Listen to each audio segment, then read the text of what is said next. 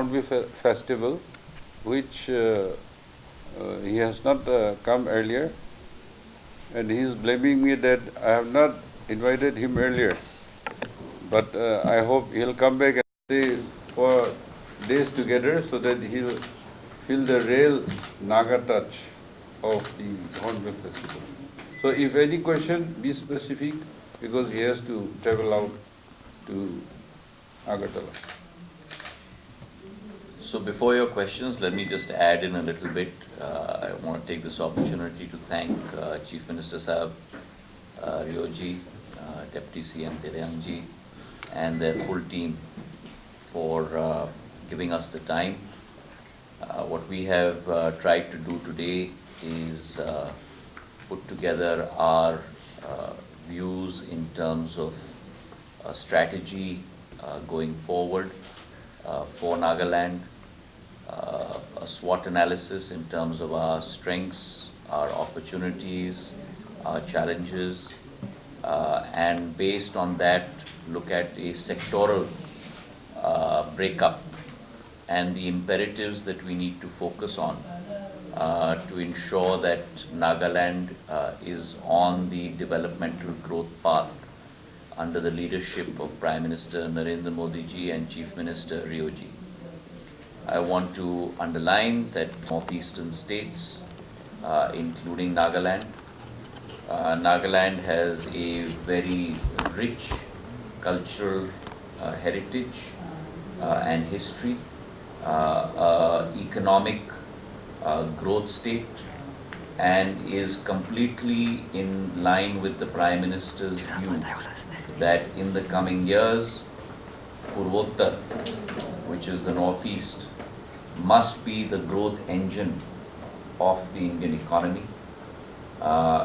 It is strategically placed as an entry point and a vista for the rest of Southeast Asia and has tremendous possibilities within the neighborhood from an international perspective as well.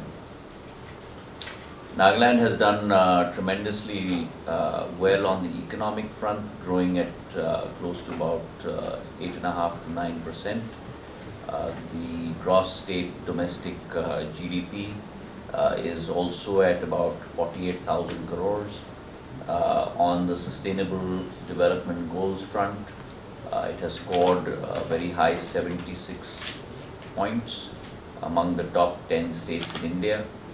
And along with that, the central government, as I mentioned, has worked in harmony along with Nagaland to bring about very clear developmental goals on every single front. On a tax devolution basis, the 10 years prior to Prime Minister Narendra Modi ji taking charge in the center, Nagaland received a total of 5,405 crores over 10 years, which means roughly 540 crores per year. In the 10 years following Prime Minister Narendra Modi ji's taking over as Prime Minister of India, Nagaland has received close to 37,000 crores. So that's a 7-time increase from roughly 540 crores to roughly 3,500 crores per year. This year, Nagaland alone has received 7,096 crores in terms of tax devolution. In terms of grant and aid from Government of India, in the earlier 10 years prior to Prime Minister Narendra Modi, Nagaland received 31,383 crores.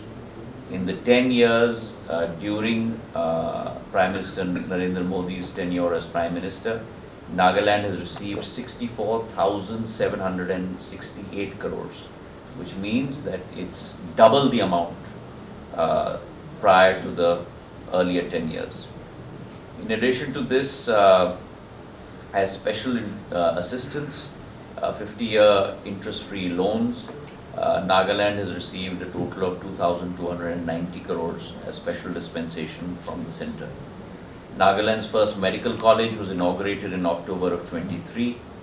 863 kilometers worth of national highways have been constructed in Nagaland.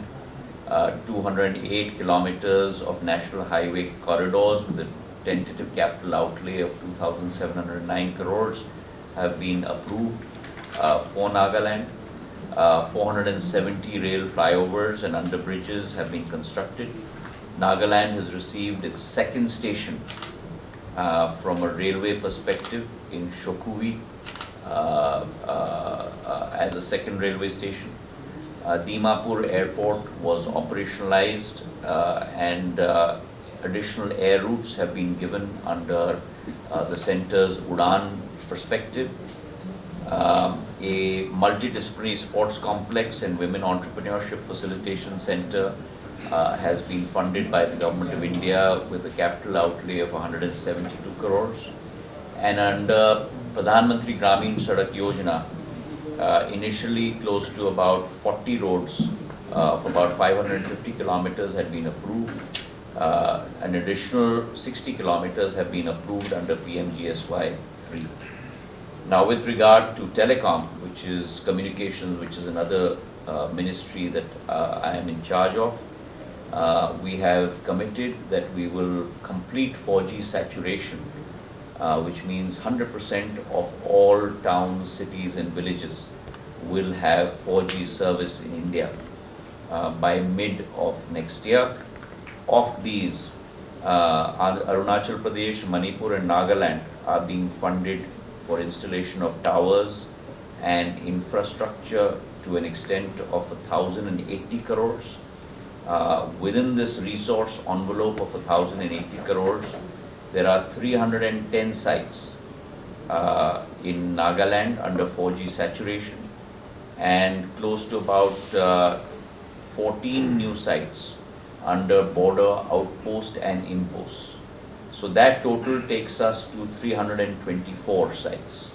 Of these 324 sites, 199 sites as on date have been completed. The balance 121 sites will also be completed as soon as possible. This in effect sums up our perspective with regard to Nagaland.